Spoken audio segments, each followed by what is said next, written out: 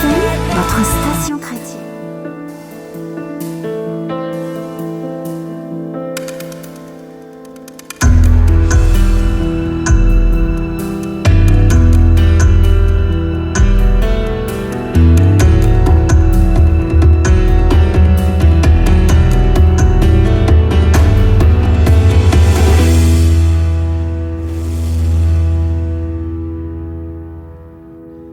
Bienvenue. Si c'est la première fois pour toi de te connecter parce que quelqu'un t'aurait parlé de nos séances d'études bibliques hebdomadaires, bienvenue. Toi qui as déjà l'habitude de te connecter tous les mardis, mercredi et jeudi à partir de 21 heures, heure de New York. Bienvenue à tous ceux-là qui nous écoutent depuis l'Afrique. Nous saluons ceux-là qui sont du côté du Togo, ceux qui sont du côté du Mali, du côté du Sénégal, du côté du Burkina Faso. Nous n'oublions pas ceux-là qui nous écoutent depuis la Sierra Leone, depuis le Libéria. Nous saluons également ceux-là du côté du Ghana, du Nigeria, du Maroc, de la Libye, de l'Égypte. Un salut particulier à nos auditeurs du Canada qui viennent quand même en deuxième position après la France, et sans oublier ceux qui sont de l'autre côté de la Manche, ça veut dire en Angleterre ou en Écosse ou en Irlande du Nord ou en Irlande du Sud.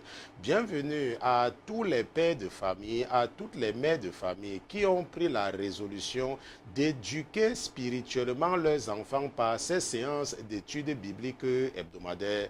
Bienvenue ma soeur, bienvenue mon frère. Je remercie le Seigneur Jésus-Christ pour ta vie. Je remercie le Seigneur Jésus-Christ pour vos vies. Je le remercie d'avoir mis dans vos cœurs le désir des choses spirituelles. La parole de Dieu nous enseigne dans le deuxième épître ou la deuxième lettre de Paul à Timothée. Dans 2 Timothée chapitre 3 versets 6 à 7, la parole de Dieu dit: de ce nombre sont ceux qui s'introduisent dans les maisons et qui captivent de pauvres femmes chargées de péché, entraînées par diverses passions. La parole de Dieu dit que ces pauvres femmes qui apprennent toujours et ne peuvent jamais parvenir à la connaissance de la vérité. La parole de Dieu dit que de ce nombre sont ceux qui aiment captiver les pauvres femmes chargées de péché. La parole de Dieu dit que de ce nombre sont ceux qui ont fait des femmes leurs victimes. Ces femmes qui passent le temps à toujours apprendre et qui ne peuvent jamais parvenir à la connaissance de la vérité. Je ne sais pas comment l'ennemi a réussi à faire de toi une paresseuse spirituelle. Je ne sais pas comment l'ennemi a réussi à t'encourager après 15 ans d'église à être incapable de lire un chapitre dans la Bible. Je ne sais pas comment l'ennemi a réussi à tellement t'endormir afin que tu ne puisses même pas faire la différence entre les évangiles et les épîtres de Paul.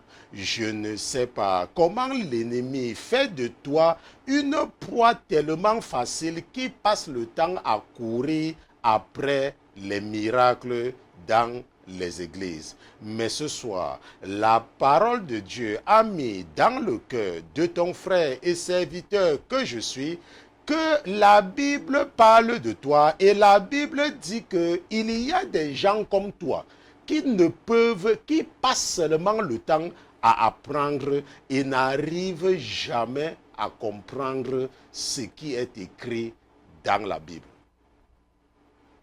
Je remercie le Seigneur Jésus-Christ pour ta vie. Ce soir, pendant que nous nous apprêtons à entrer dans le prochain livre qui sera le livre de Job, parce que c'est ce que l'esprit que j'ai reçu dans la maladie m'a chuchoté ce jour, aujourd'hui même, n'est-ce pas? Aujourd'hui ou hier? Aujourd'hui, hier. Ok, la même chose. N'est-ce pas? Nous allons continuer avec le livre de Job, après le livre de Daniel. Nous allons donc entrer dans la conclusion du livre de Daniel, n'est-ce pas? Daniel chapitre 12. Et nous allons terminer Daniel en beauté, peut-être cette semaine, peut-être la semaine prochaine, avec quelque chose de très important, n'est-ce pas? Qui sont les démons, n'est-ce pas? Qui sont les démons? Première partie, ce sera le sujet de notre étude biblique de ce soir. Mais avant toute chose, avant de nous aventurer à utiliser la chair et le sang pour enseigner les princes et les princesses que vous êtes, nous allons d'abord nous assurer de la présence de notre patron dans ce studio. Mais comme notre patron n'est pas un patron ordinaire, comme il est Dieu, comme lui c'est Jésus-Christ de Nazareth, nous allons lui dérouler le tapis rouge et nous allons demander à tous les autres qui se trouvent dans les cieux, qui se trouvent sur la terre, sous la terre et sous la mer, de se taire, le temps pour nous d'accueillir dans ce studio Jésus-Christ de Nazareth. Gardez l'écoute. À tout à l'heure.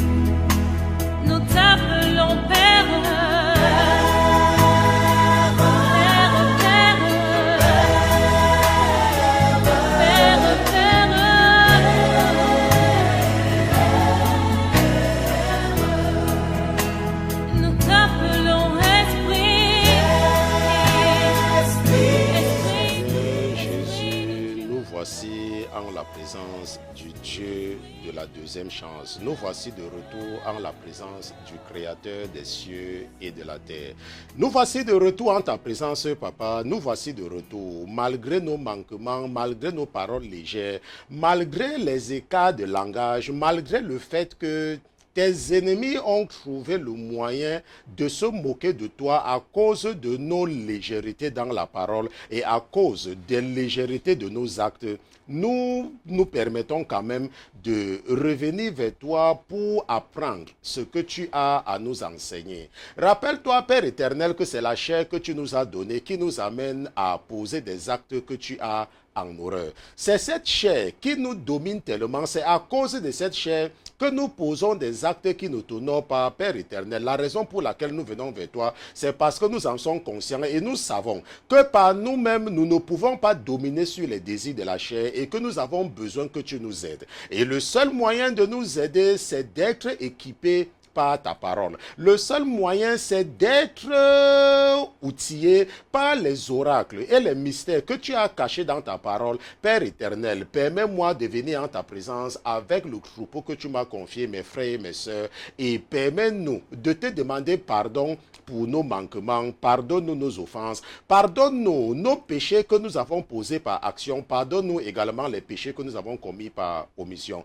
Pardonne-nous, Père éternel, et aie pitié de nous et souviens-toi que tu es venu sur la terre t'offrir en holocauste afin de nous donner une occasion en or d'être réconciliés avec toi. Et ta parole nous rassure d'ailleurs dans 1 Jean chapitre 1 verset 9 que si nous confessons nos péchés, alors tu vas nous pardonner, tu vas nous purifier, tu vas nous sanctifier et tu vas nous nettoyer de toutes nos iniquités. Père éternel, nous confessons que nous avons été légers dans nos paroles. Nous confessons que nous n'avons pas pu retenir nos langues, que nous avons ouvert la bouche alors qu'il fallait la fermer et que nous avons donné l'occasion à tes ennemis à se moquer de toi, que tu t'es vanté de nous alors que nous sommes encore incapables de contrôler nos langues.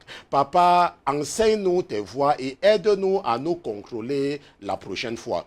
Aide-nous à nous rappeler ce jour et à savoir maîtriser nos langages, à savoir éviter de faire sortir de nos bouches les paroles qui vont offenser le prochain, les paroles qui vont offenser ta fille, les paroles qui vont offenser ton fils. Nous te disons merci de nous permettre de venir en ta présence une fois de plus. Nous te disons également merci et nous prions que tu empêches à notre frère que tu as suscité parmi nous d'utiliser son raisonnement cartésien pour pouvoir nous expliquer ce que tu as prescrit dans ta parole. Nous te disons merci également de ne jamais mépriser nos rendez-vous de la semaine. Au nom de Jésus-Christ, ton serviteur et tes enfants, d'une seule voix, nous te disons Amen, Amen.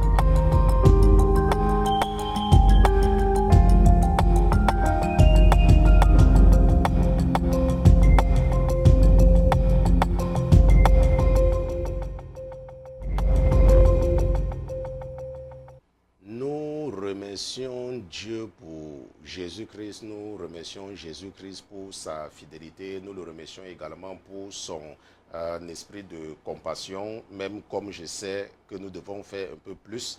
Je ne sais pas pourquoi, mais vous savez que la plupart du temps, lorsque je suis en studio, il y a toujours quelque chose qui vient se poser sur ma tête. Ok, ça se place souvent là. Je ne sais pas ce que c'est, mais je sais que c'est là et lorsque le Seigneur est satisfait de son serviteur, ok, mais aujourd'hui il ne l'a pas fait et je sais, n'est-ce pas, qu'il y a quelque chose que je dois mettre en ordre avec lui et je le remercie déjà pour cette grâce parce que, n'est-ce pas, lorsque tu marches avec la révélation, ça te permet également de savoir lorsque ton patron est content de toi ou lorsque ton patron ne l'est pas.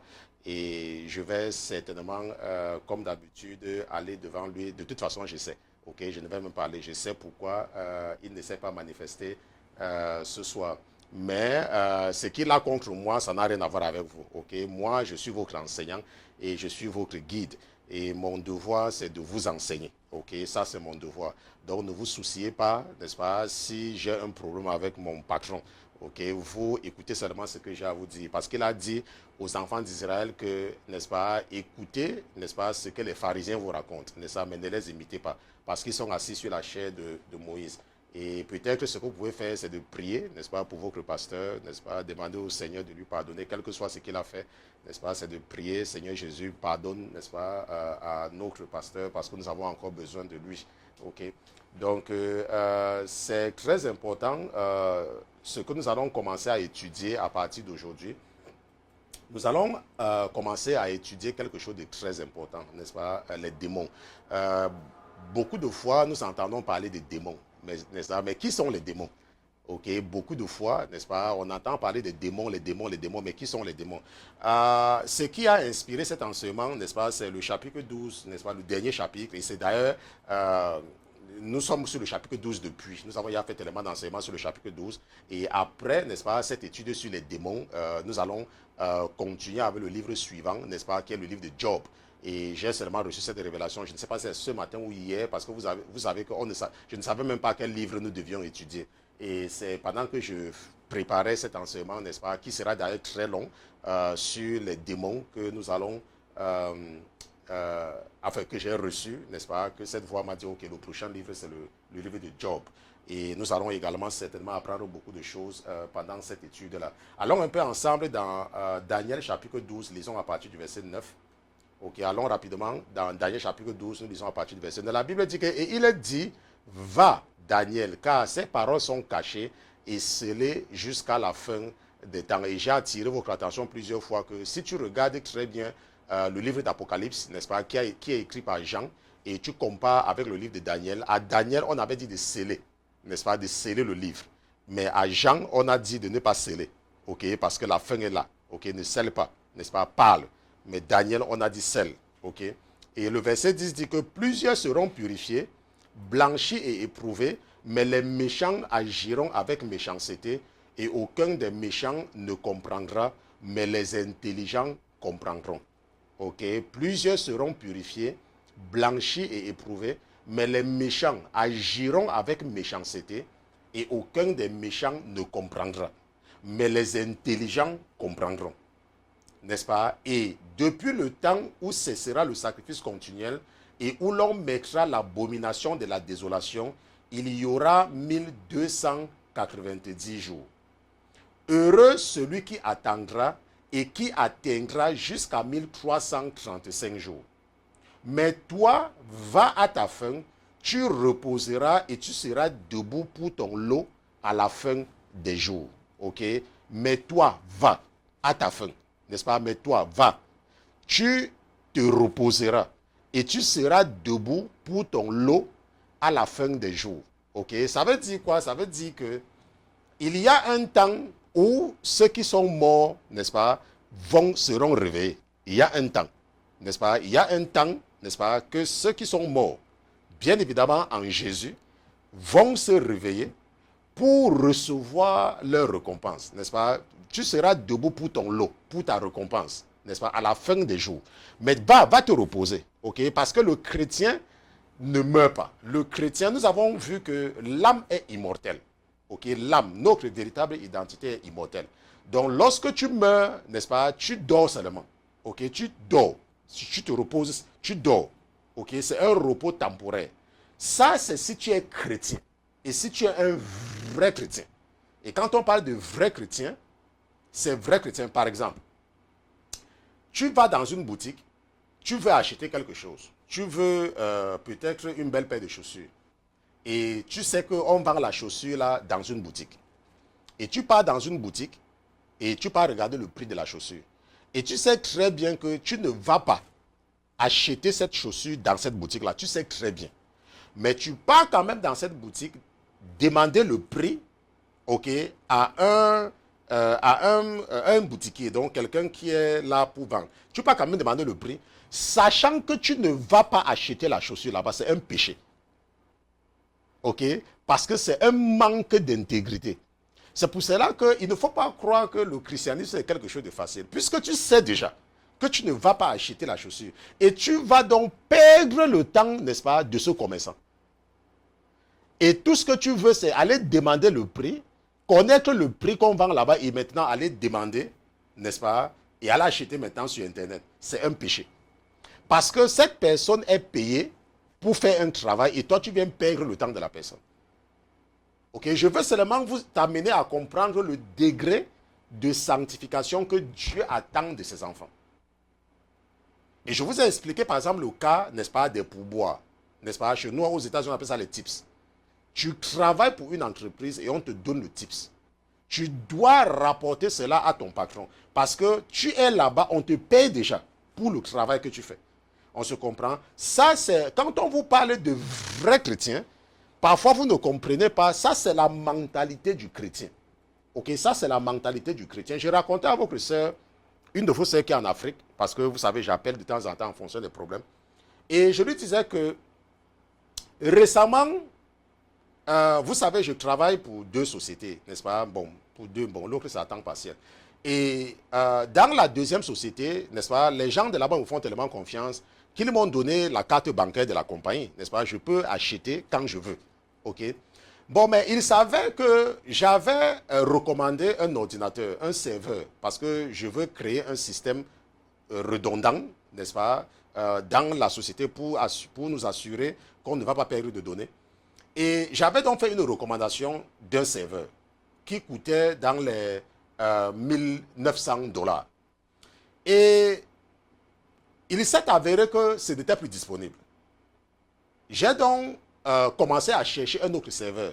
Mais malheureusement pour moi, ce serveur, le nouveau que j'ai trouvé, coûtait plus cher que celui que j'avais recommandé. On avait déjà autorisé la dépense, n'est-ce pas? Ça veut dire que c'est quelque chose que j'avais déjà payé, mais au moment de la livraison, on s'est rendu compte que ça n'a pas été livré. Et quand j'ai contacté, n'est-ce pas, HP, qui est la maison mère, ils m'ont dit que, oh, nous sommes désolés, ce n'est plus disponible. Et c'était seulement sur notre site par erreur. J'ai donc cherché un autre serveur, n'est-ce pas, pour remplacer celui-là. Et tout ce qu'il fallait faire, c'était seulement de payer le nouveau serveur. Mais il s'avère que le nouveau était plus cher que celui qui était là. Et j'ai donc voulu payer. Mais au moment, n'est-ce pas, de passer à la transaction, l'esprit qui à moi m'a dit que ce que tu fais là, ce n'est pas acceptable. J'ai dit que, mais pourquoi Seigneur? Il me dit que tu dois encore dire à la patronne que tu vas acheter quelque chose qui est plus cher. Ce n'est pas parce qu'on t'a autorisé à dépenser pour un serveur que tu crois que tu peux acheter un serveur à n'importe quel prix. On t'avait autorisé cela au coût de 1900 $. Mais maintenant, tu vas acheter quelque chose autour de 2400 $, qui est 500 ou 600 $ de plus que le prix originel. Si tu ne dis pas, ce que tu fais là, c'est le mensonge. Et c'est en fait le vol. Même comme ça ne vient pas chez toi, tu dois dire. Et lorsque l'esprit m'a donc dit cela, j'ai donc appelé immédiatement, n'est-ce pas, j'ai appelé la patronne, je lui ai dit que, oh, madame, tel truc n'est pas disponible et voilà le nouveau que nous pouvons avoir parce que là, ils ont seulement fait pour nous attirer et nous ne pouvons pas trouver quelque chose de moins que cela. Il nous faut dépenser plus de 500 $. Elle m'a dit que, ok, ça va donc attendre parce que là, je n'ai pas prévu ça. Ça va attendre, donne-moi un peu de temps, n'est-ce pas? Mais nous allons toujours acheter, mais donne-moi un peu de temps. Maintenant, vous voyez donc que je pouvais me dire que ce n'est pas un problème, puisqu'ils sont déjà d'accord pour acheter un serveur. Mais le fait que l'esprit m'a dit que non, ce que tu veux faire là, ce n'est pas normal. Vous voyez que la patronne m'a dit que non, que ça doit attendre. Est-ce que vous voyez que ça va? Maintenant, imaginons que j'avais acheté sans lui dire. Et qu'après, elle découvrait que au lieu de 1900, bien évidemment, elle ne devait même pas se rendre compte.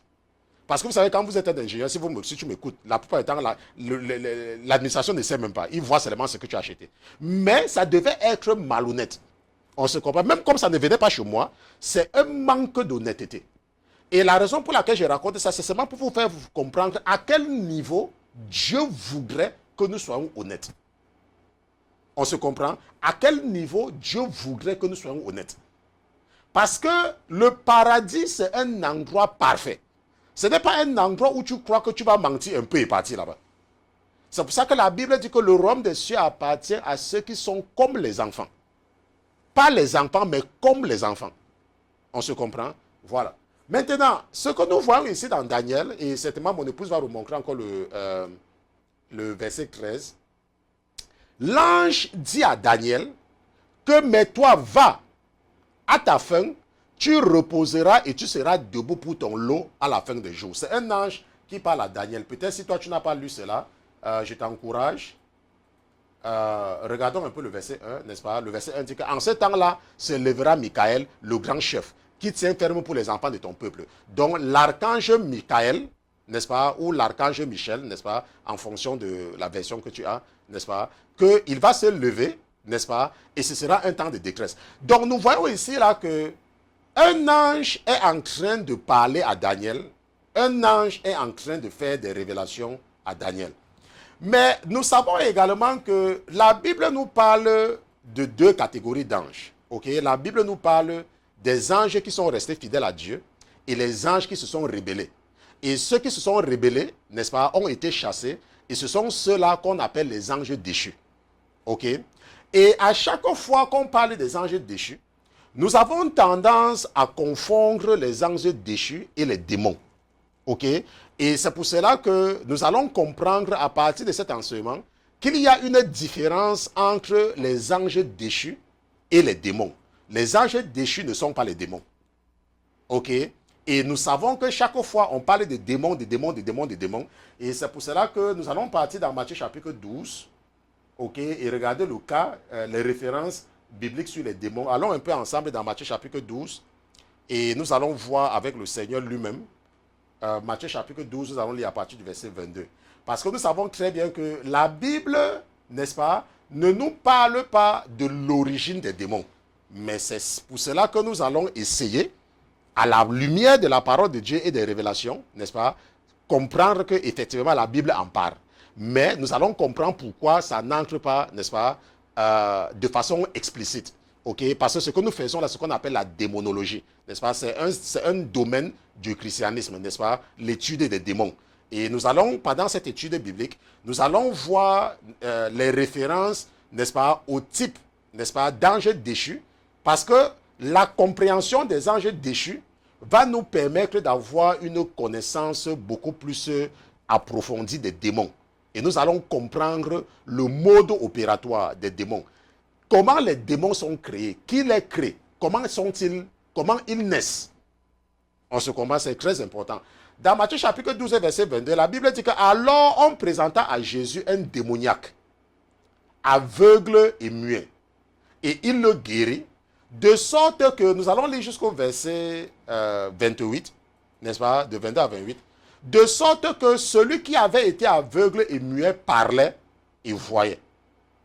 Tout le peuple en fut étonné et il disait, cet homme ne serait-il point le fils de David? Mais les pharisiens, entendant cela, disaient, cet homme ne chasse les démons que par Belzébul, prince des démons. Mais Jésus, connaissant leurs pensées, leur dit, tout royaume divisé contre lui-même sera réduit en désert, et toute ville ou toute maison divisée contre elle-même ne subsistera point. Que si Satan chasse Satan, il est divisé contre lui-même, comment donc son royaume subsistera-t-il? Et si je chasse les démons par Belzébul, vos fils, par qui les chassent-ils? C'est pourquoi ils seront eux-mêmes vos juges. Mais si je chasse les démons par l'Esprit de Dieu, et ici, Esprit c'est en lettres majuscules, le règne de Dieu est donc venu vers vous. Ok, Matthieu chapitre 12, versets 22 à 28. Donc, la Bible nous dit que lorsque Jésus avait délivré quelqu'un qui était possédé, parce que la Bible dit que on présenta à Jésus un démoniaque aveugle et muet. On se comprend? Donc cet homme-là était possédé par les démons et ça le rendait aveugle. Il ne pouvait pas voir et il ne pouvait pas parler. On se comprend? Donc le fait qu'il était possédé faisait qu'il ne pouvait pas voir. On se comprend? Et qu'il ne pouvait pas parler. Bien évidemment, nous pouvons regarder la cécité ici là sous deux angles. Ok, ça peut être une cécité physique, comme ça peut être une cécité spirituelle. Physique parce que nous avons les gens qui sont aveugles, parce qu'ils sont possédés par des démons. Et ces démons, n'est-ce pas, les rendent spirituellement, n'est-ce pas, physiquement incapables de voir.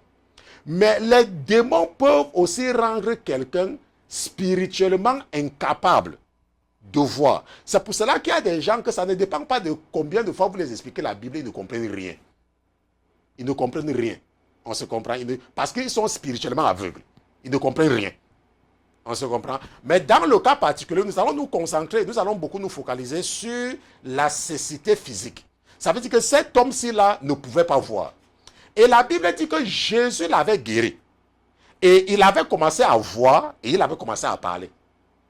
Nous voyons donc que lorsque tu es possédé par un démon, le démon peut te rendre aveugle et il peut t'empêcher de parler. N'est-ce pas? Un démon peut te rendre comme cela. Maintenant, mais dans un premier temps, nous allons revenir là-dessus tout à l'heure. Mais ce qui nous intéresse beaucoup plus ici, là, c'est ce que les pharisiens, on se comprend, c'est ce que les pharisiens. Et tenez-vous tranquille, c'est exactement ce qui se passe dans les églises. Hein. C'est ce qui se passe dans les églises. Ça veut dire que dans les églises, à partir du moment où tu commences à manifester une certaine puissance, n'est-ce pas, les pharisiens des temps modernes que nous avons étudiés vont, n'est-ce pas, t'étiqueter. Donc, ils vont mettre les étiquettes sur toi. Soit que tu es faux, soit que tu es machin cru, ou soit machin cru. C'est la même chose. On se comprend? Donc, mais les pharisiens, en entendant cela, disaient, cet homme ne chasse les démons que par Belzébul, prince des démons. Ok?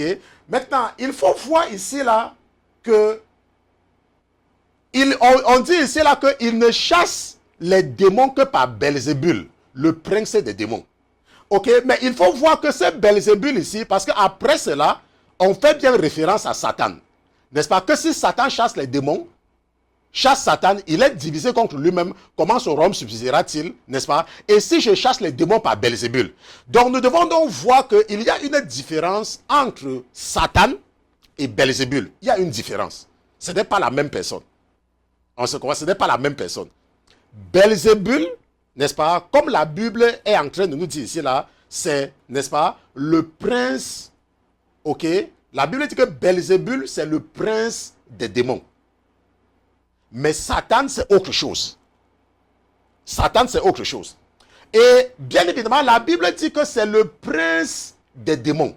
Ça veut dire quoi? Ça veut dire que c'est le chef des démons. Donc, être prince, il ne faut pas confondre être le prince des démons et être le père ou la mère des démons. Ce n'est pas ce que la Bible dit. La Bible dit que Belzébul est le prince. C'est le chef des démons. Et il est différent de Satan. Satan, c'est autre chose. Nous allons voir ça, n'est-ce pas? Parce que cet enseignement, nous allons certainement passer toute la semaine là-dessus. Ok. Allons encore dans Marc chapitre 3, parce que c'est très important pour nous d'avoir les idées précises sur les démons. Marc chapitre 3, verset 11.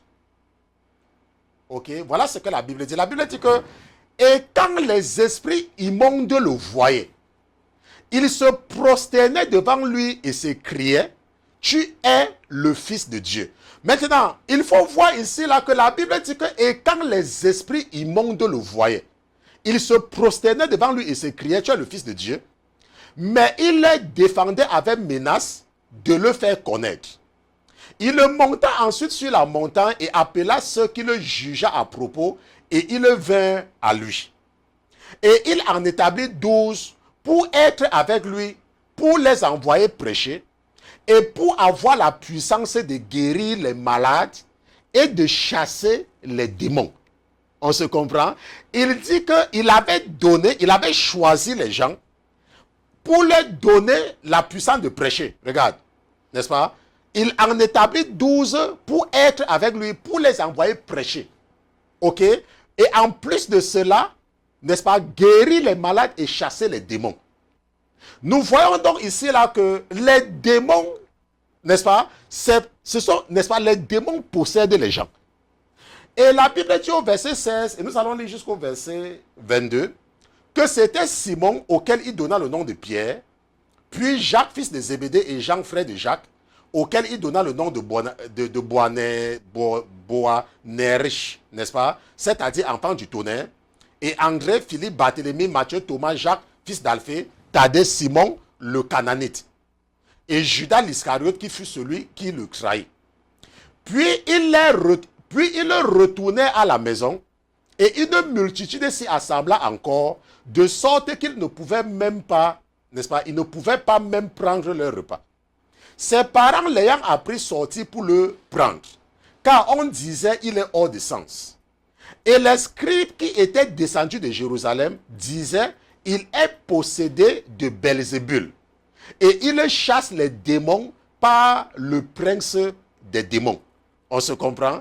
Marc chapitre 3, nous avons lu des versets 11 à 22. Donc nous voyons encore une autre référence à Belzébul.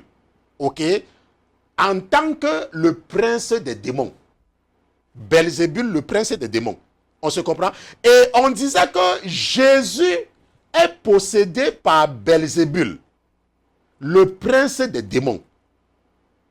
Donc nous voyons donc qu'il y a une différence ici là fondamentale entre Belzébul, n'est-ce pas, et les démons. Il y a une différence fondamentale entre Belzébul et les démons. Maintenant, pour comprendre cela, il sera très important pour nous de comprendre qui est Belzébul. Ok? Parce que si Belzébul est le prince des démons, nous devons donc chercher à comprendre qui est ce Belzébul. Et la Bible en parle. Allons rapidement dans 2 Rois chapitre 1. 2 Rois chapitre 1. Nous allons lire à partir du verset 1. Ok, 2 Rois, chapitre 1, nous à partir du verset 1. Parce que nous voulons comprendre qui est Belzébul.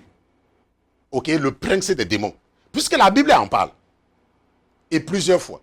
Maintenant, la Bible dit qu'après la mort d'Achab, n'est-ce pas, qui est, n'est-ce pas, Obama des temps anciens, n'est-ce pas, Barack Obama, n'est-ce pas, des temps anciens, le roi Achab, n'est-ce pas, les Moabites se révoltèrent contre Israël.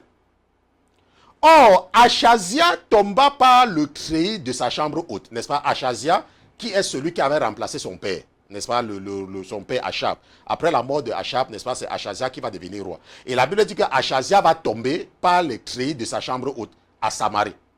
Et il en fut malade. Et il envoyait des messagers auxquels il dit, allez consulter Belzébub, n'est-ce pas, Dieu d'Écron, pour savoir si je me relèverai de cette maladie.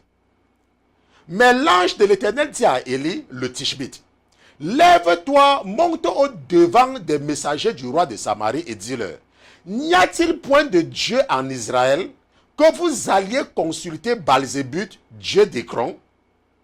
C'est pourquoi, ainsi a dit l'Éternel, tu ne descendras point du lit sur lequel tu es monté, mais certainement tu mourras. Et Élie s'en alla. Nous allons lire jusqu'au verset 8.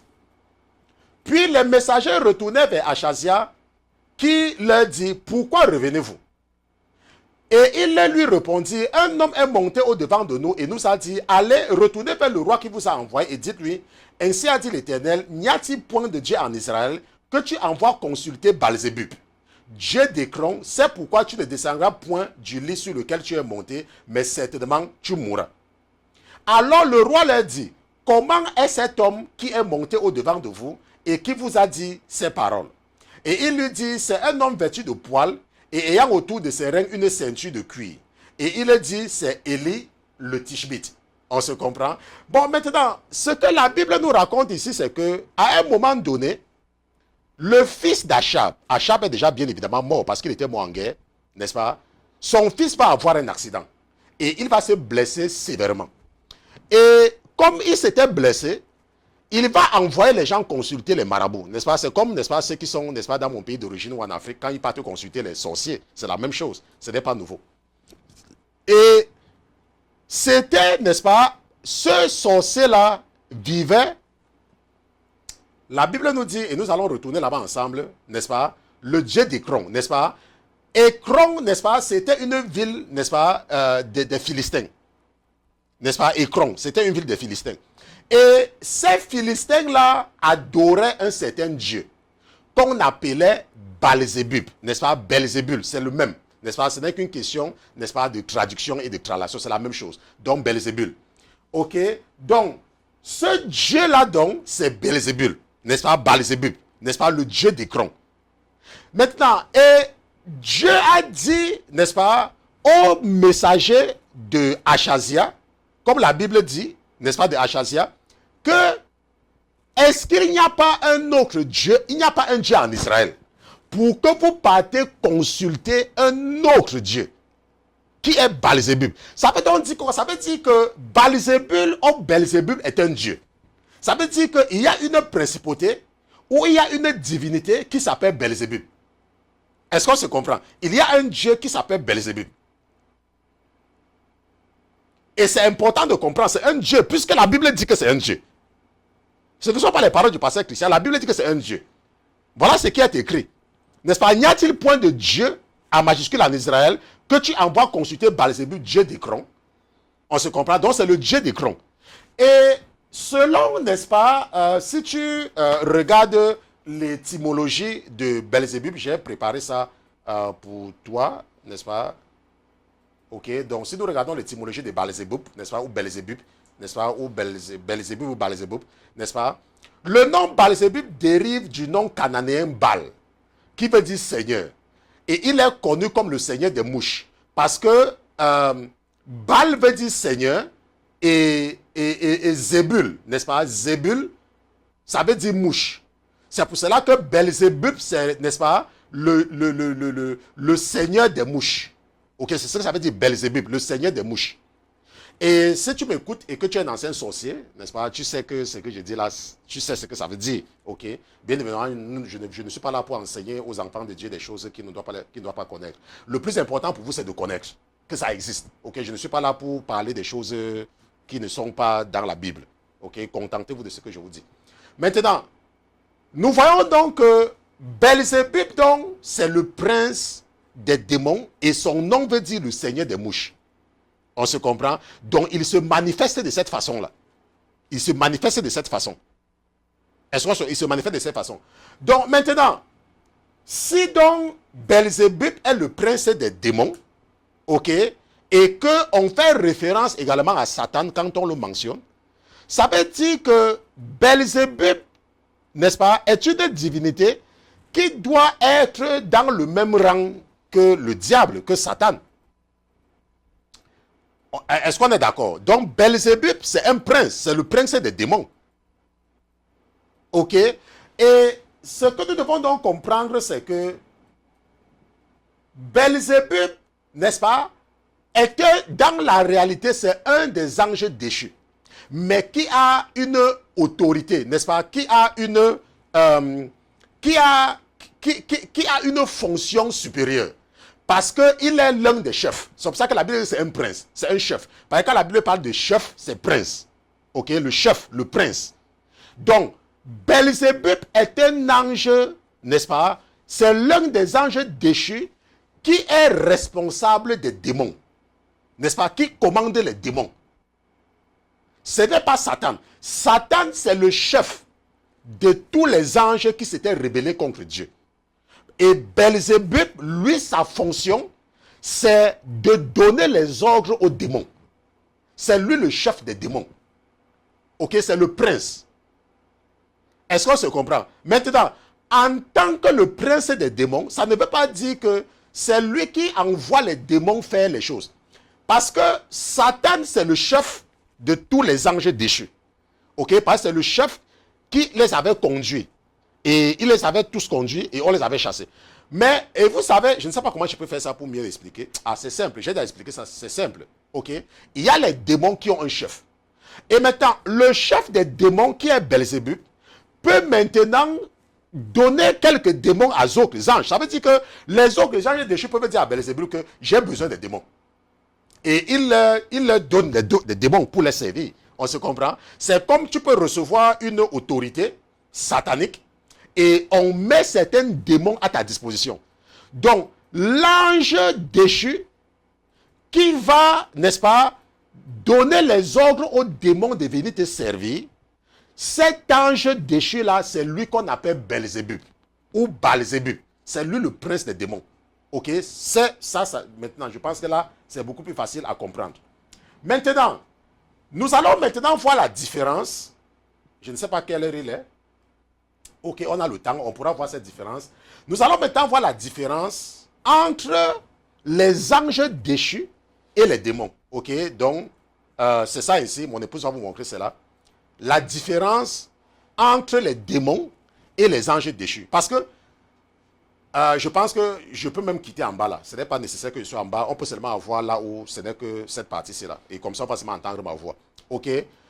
Il ne faut pas confondre les démons et les anges déchus. Ok? Les anges déchus sont plus puissants que les démons. Fondamentalement, n'est-ce pas? Ce sont les fils de Dieu. Ce sont les anges qui se sont rebellés contre Dieu. Et en conséquence, ils ont été bannis du ciel. Et nous allons voir les références bibliques tout à l'heure. Ok? Les anges déchus ont leur propre corps céleste. N'est-ce pas? Et contrairement aux démons, ils n'ont pas besoin de posséder d'autres corps. On se comprend? Les anges déchus ont un corps céleste. Ils n'ont pas besoin de posséder les gens. Ils n'ont pas besoin de cela. Parce qu'ils ont un corps. Et ils peuvent également se manifester physiquement. Mais comme nous allons le voir, quand je vais revenir dans les passages bienvenus de Jude, n'est-ce pas? Ils sont limités dans une certaine dimension. Mais ils peuvent sortir de cette dimension pour entrer, n'est-ce pas, pour venir dans notre dimension. Et c'est très important de comprendre cela. Ok? Parce que si tu ne comprends pas cela, tu seras toujours, n'est-ce pas, une victime de fausses églises. N'est-ce pas, de faux miracles. Maintenant, les démons, par contre, ce sont des esprits désincarnés. Ça veut dire quoi? Ça veut dire que les démons n'ont pas de corps physique. Ok? Les démons, ce sont des esprits, mais désincarnés. Eux, ils ne peuvent pas avoir ce corps physique. Les démons, d'autre part, n'est-ce pas, ce sont des esprits méchants et impurs. Et eux, ils ont besoin de posséder un corps. Le corps d'un humain ou le corps d'un animal. Ça n'a aucune... Eux, ils doivent, n'est-ce pas, pour pouvoir opérer, ils doivent posséder le corps de quelqu'un. Et soit un corps humain, soit un corps animal. N'est-ce pas? Contrairement aux anges déchus qui peuvent voler, les démons, eux, ils ne peuvent pas voler, eux peuvent seulement marcher. C'est pour cela que vous voyez que les démons ne possèdent que les animaux ou les hommes. Et parce qu'ils peuvent seulement marcher, ils ne peuvent pas s'envoler.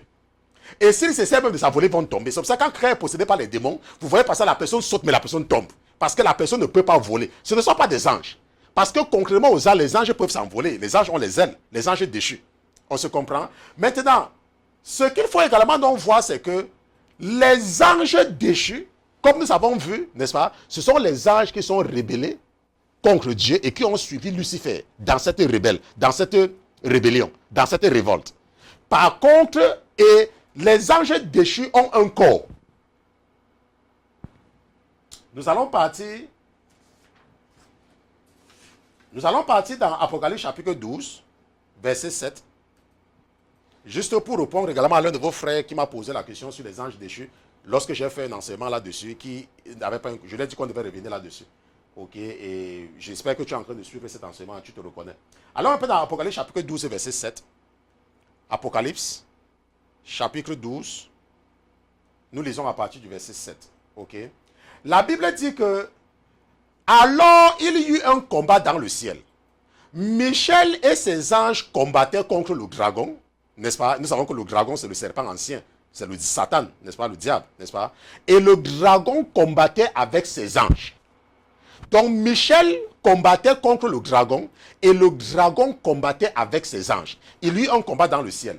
Et la Bible dit que et ils ne furent pas les plus forts. Et leur place ne se retrouva plus dans le ciel. Et le grand dragon, le serpent ancien appelé le diable et Satan, ok, celui qui séduit tout le monde, fut précipité sur la terre et ses anges furent précipités avec lui. On se comprend? Et ses anges furent précipités avec lui. Donc la Bible nous dit donc qu'il y a donc une partie des anges qui avaient été chassés. Et ce sont eux qu'on appelle les anges déchus. Ce sont des anges. Et ils ont un corps céleste. Ils ont un corps céleste, mais ils peuvent également, n'est-ce pas, prendre un corps physique. Et nous allons le voir en partant dans... Nous allons revenir là-dessus après, Daniel chapitre 9. Je ne vais pas partir là-bas. Regardons un peu dans 2 Pierre chapitre 2. Ok, avant de venir, seulement pour vous prouver que les anges peuvent prendre un corps. N'est-ce pas? Allons dans 2 Pierre chapitre 2. Lisons le verset 4. N'est-ce pas? La Bible dit que car si Dieu n'a pas épargné les anges qui avaient péché, mais si les ayant précipités dans l'abîme, liés avec des chaînes d'obscurité, il les a livrés pour être gardés en vue du jugement. Donc nous voyons donc qu'il y a donc une partie des anges que Dieu a précipités dans l'abîme. Il les a chassés du ciel. Certains sont sur la terre, certains sont en enfer. Ok, et certains sont enchaînés. Parce qu'ils sont tellement méchants que si Dieu ne les enchaînait pas, la souffrance que nous avons sur la terre devait être terrible. Mais la Bible dit qu'il y a un temps viendra où on va relâcher. On va les relâcher. On se comprend? Mais ce n'est pas le sujet de l'étude biblique. Donc maintenant, allons un peu dans Daniel chapitre 9, juste pour prouver, n'est-ce pas, à certains parmi vous qui doutez que les anges peuvent prendre les corps physiques. Daniel chapitre 9, allons au verset 20.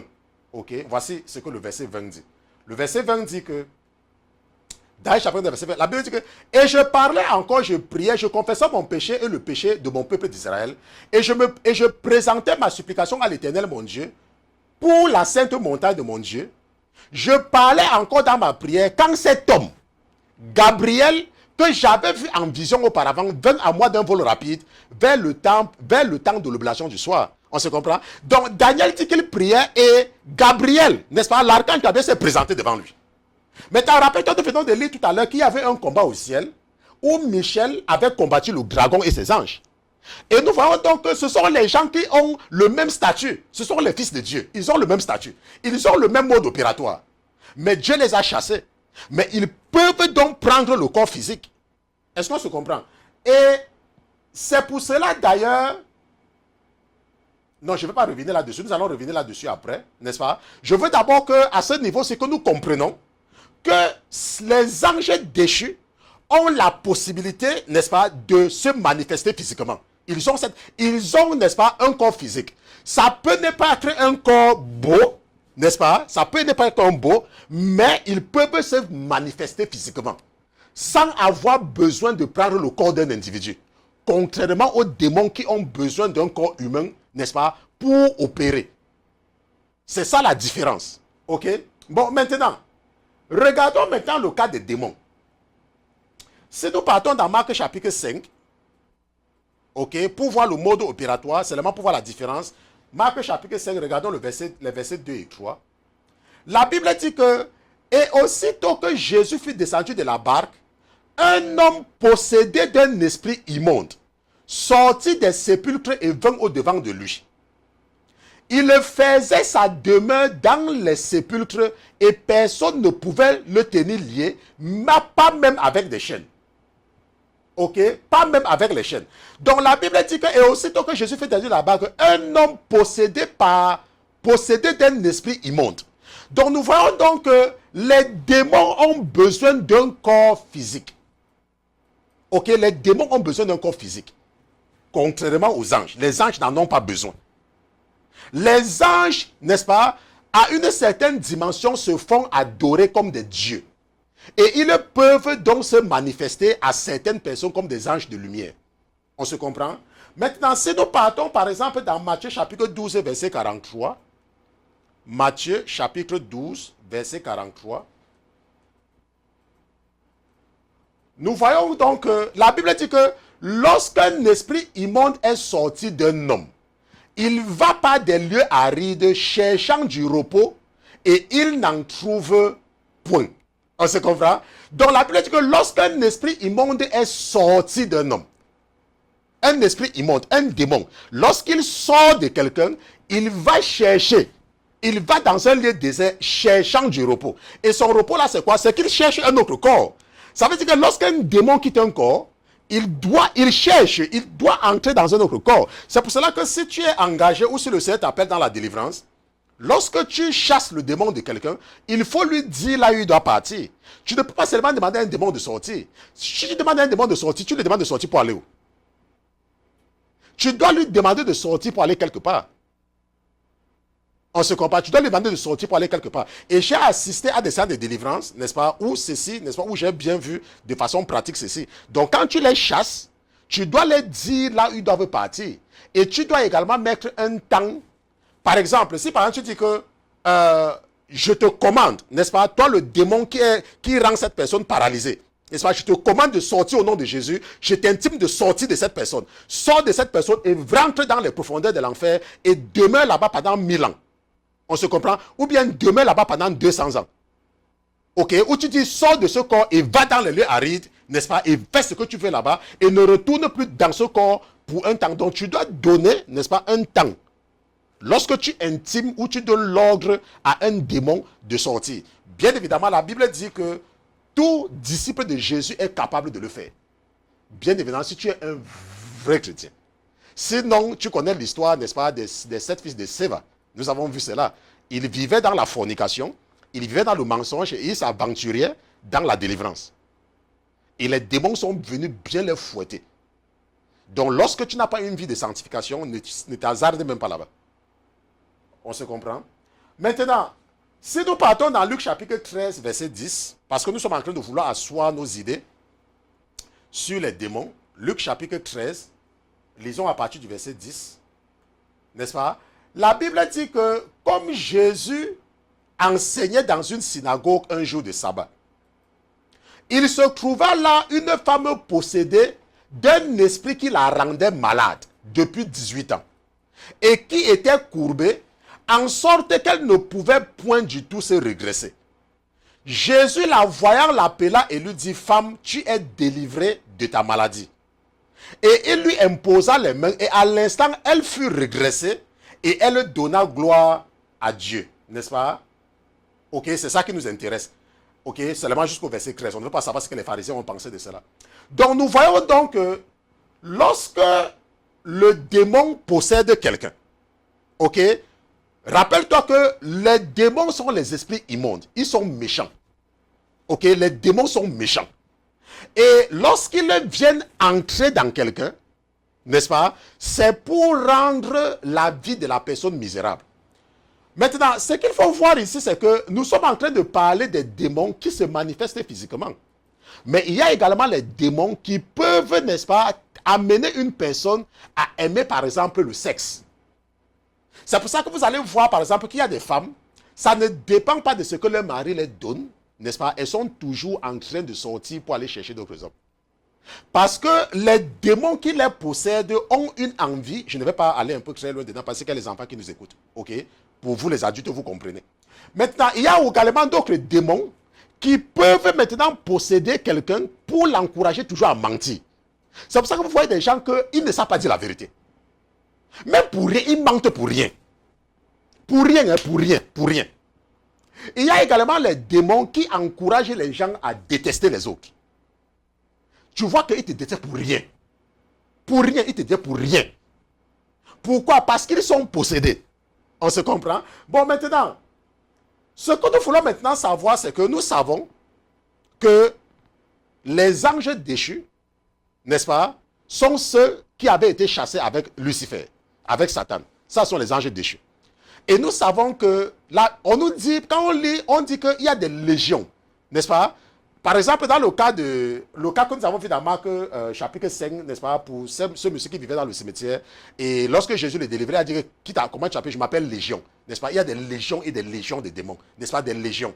Je ne connais pas, la Bible ne donne pas combien, n'est-ce pas, il y a dans une légion de démons, ça je ne connais pas. Je ne te demande pas de m'écrire, ok? Je n'ai pas envie de savoir. Nous, on enseigne seulement ce qu'il y a dans la Bible, ok? Maintenant, ce que nous devons nous poser comme question, c'est que les démons sortent d'où? N'est-ce pas? C'est une question légitime que nous devons nous poser, n'est-ce pas? Que, bon, maintenant, si les démons ne sont pas les anges déchus, ok, qui sont donc les démons? Ok, les démons, qui est le père des démons? Qui les a créés? Comment sont-ils créés? Et pourquoi ils sont nombreux? Ok? Et parce que nous sommes pratiquement arrivés au terme de l'étude biblique de ce soir, nous allons répondre à cette question demain, n'est-ce pas, lorsque nous allons nous retrouver. Et nous allons voir comment les démons sont créés, n'est-ce pas? Qui est le père des démons, n'est-ce pas? Comment les démons sont créés? Parce qu'ils sont de plus en plus nombreux. Ça veut dire que ce n'est pas fini, n'est-ce pas? Ils sont de plus en plus nombreux, ok? Et nous allons voir, n'est-ce pas, comment ces démons-là sont créés. Donc aujourd'hui, nous avons compris, n'est-ce pas, que les anges déchus et les démons sont différents. Et nous avons vu que les anges ont un corps céleste. Parce que ce sont les anges déchus. Comme les anges qui apparaissent aujourd'hui aux gens. Ils sont comme cela. Okay? Ils n'ont pas besoin, pour opérer, ils n'ont pas besoin d'entrer dans quelqu'un. N'est-ce pas? Ils peuvent se manifester lorsque tu les appelles. Si tu les convoques, n'est-ce pas? Si tu les invoques, ils vont se présenter devant toi. Parce que ce sont des anges. C'est toi qui peux les demander de venir. On se comprend? Et nous avons vu que, contrairement aux anges déchus, les démons n'ont pas, n'est-ce pas, ce sont, n'est-ce pas, des êtres qui ne peuvent pas, qui n'ont pas de corps. Ok? Ils n'ont pas de corps. Ce sont des êtres désincarnés. Et pour pouvoir opérer dans le monde, dans notre monde, ils doivent posséder un corps. Ils doivent entrer dans un corps. Soit un corps humain, soit un corps animal. C'est pour ça qu'un démon peut entrer dans un serpent, n'est-ce pas? Il peut entrer dans un chien, il peut entrer dans un chat. On se comprend? C'est pour cela ils ont besoin de ce corps. Et si tu es un vrai chrétien, ok, tu peux demander à un démon de sortir d'un corps. Et nous avons vu que quand tu demandes à un démon de sortir dans un corps, tu ne peux pas seulement lui demander de sortir, il faut lui dire là où il doit partir. On se comprend? Donc demain, lorsque nous allons nous retrouver, nous allons voir comment les démons sont créés. On se comprend? Et nous allons également, par la suite, nous allons comprendre pourquoi Jésus ne parlait pas, n'est-ce pas, des démons. Il ne parlait pas des démons, mais pourquoi est-ce qu'il les délivrait? Pourquoi il délivrait des gens qui étaient possédés? Ok? Ça sera très important pour nous de comprendre.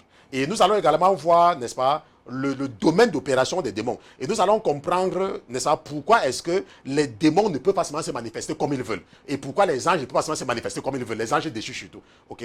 Donc, si c'était la première fois pour toi de te connecter, nous sommes la Sainteté FM, la Sainteté Télévision, n'est-ce pas? Nous sommes un ministère d'enseignement et d'édification. Nous ne sommes pas un ministère évangélique. Notre mission, n'est-ce pas, c'est de nous adresser à ceux-là qui ont déjà une certaine relation avec Jésus-Christ et qui sont toujours victimes, n'est-ce pas, de la ruse du diable et qui marchent dans le péché. Par ignorance. Et nous les ouvrons les yeux pour qu'ils deviennent des meilleurs chrétiens. Et si tu as écouté quelque chose et tu as une question pour le pasteur Christian, tu peux m'écrire directement à pasteurchristian@lasainteté.com, pasteurchristian@lasainteté.com. Et si tu as une question d'ordre général, n'est-ce pas, tu peux toujours nous écrire contact à lasainteté.com. Peut-être tu veux être un actionnaire de ce ministère dans la mesure où à chaque fois que ce ministère gagne, n'est-ce pas, une âme, que ça entre également dans ton panier. Nous sommes dans un projet, n'est-ce pas, de modernisation et d'agrandissement de notre studio, n'est-ce pas? Nous sommes avancés, mais si tu veux être un actionnaire, tu peux également contribuer, n'est-ce pas, financièrement, ou alors tu dis, oh, pasteur Christian, je veux acheter une caméra, écris-nous à contact@lasainteté.com. Nous avons besoin de caméras, nous avons besoin, n'est-ce pas, des vidéos, des vidéos switch, n'est-ce pas? On appelle ça des switchers, n'est-ce pas? Nous avons besoin des choses, n'est-ce pas, techniques. Si tu veux contribuer, nous avons besoin des ordinateurs. Si tu veux contribuer à ce projet d'agrandissement, écris-nous à contact à la sainteté.com, n'est-ce pas? Tu seras un actionnaire de ces ministères. À chaque fois que quelqu'un écoute, n'est-ce pas? J'étais même surpris de nous rendre compte qu'en une semaine, nous sommes passés de 3 000 à plus de 3 000, à plus de 6 000 abonnés, n'est-ce pas, sur notre chaîne YouTube. N'est-ce pas? J'ai demandé à vos conseillers qui s'occupent de ça, mais comment cela s'est-il passé qu'en une semaine, nous ayons plus de 3 500 abonnés en une seule semaine? Ça veut dire que le Seigneur est en train, n'est-ce pas, d'agir de plus en plus, n'est-ce pas, en utilisant ce ministère. Et c'est l'occasion pour toi, n'est-ce pas, de contribuer. Et la bénédiction, il y a une bénédiction qui est attachée à la contribution au travail de Dieu.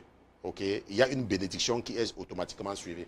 Donc nous allons prier et si tu nous écoutais également pour la première fois, nous nous retrouvons 3 fois par semaine, mardi, mercredi, jeudi à partir de 21h de New York et nos enseignements sont en direct sur Facebook pour l'instant parce que nous avons été sanctionnés sur YouTube lorsque nous avons fait un certain enseignement.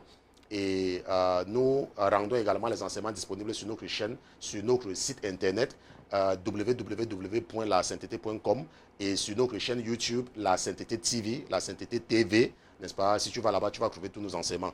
Nous allons prier, si c'est la volonté du Seigneur, pour que nous nous retrouvions demain. Nous allons donc nous retrouver demain pour la suite de cet enseignement sur qui sont les démons. Nous allons prier.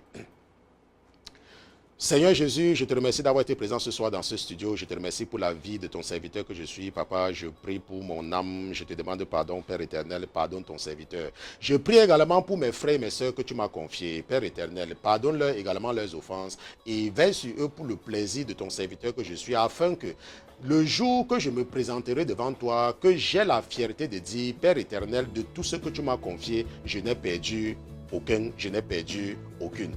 Nous te disons merci, Père éternel, d'avoir été présent avec nous ce soir. Et nous prions que tu sois également présent avec nous demain dans ce studio pour la continuation de cet enseignement que tu as déposé dans le cœur de ton serviteur. Nous te disons merci pour ta fidélité au nom de Jésus-Christ, ton serviteur et tes enfants d'une seule voix. Nous te disons Amen, Amen, Amen, Amen.